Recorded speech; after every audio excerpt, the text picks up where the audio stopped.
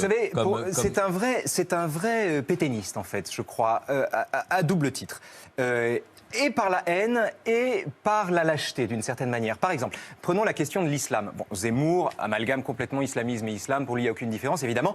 L'islam, c'est l'islamisme, enfin, à peu de choses près. Et donc, il est très, très, très virulent contre l'islam. On peut parler, là, pour le coup, vraiment d'islamophobie et de racisme, à mon avis. Mais ce qui est intéressant, c'est que la haine voisine avec une forme de, non pas de soumission, mais une façon déjà de courber les chines, si vous voulez. C'est un vrai pétainiste.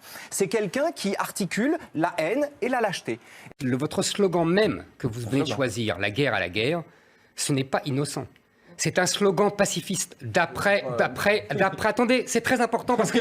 Non mais c'est très important, non, c'est très important, c'est un slogan pacifiste d'après la Première Guerre mondiale, de l'entre-deux-guerres, et qui a mené où l'on sait. Parce que vous m'avez traité, à la télévision, pas en face de moi, mais ailleurs, de pétainiste. Oui.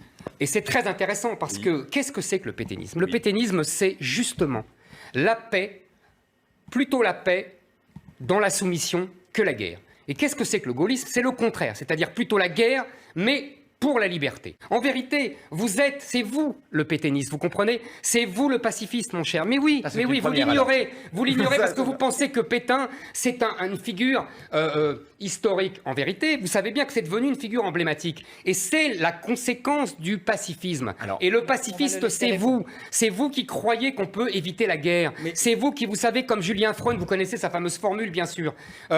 Vous croyez que c'est vous vous croyez que c'est vous qui allez définir à qui vous faites la guerre et qui vous ne faites pas la guerre. En fait, c'est celui qui vous fait la guerre qui vous définit et qui vous empêchera de cultiver votre jardin. Raphaël Enthoven, on vous fera la guerre et vous ne pourrez pas cultiver votre jardin. Vous êtes pétainiste.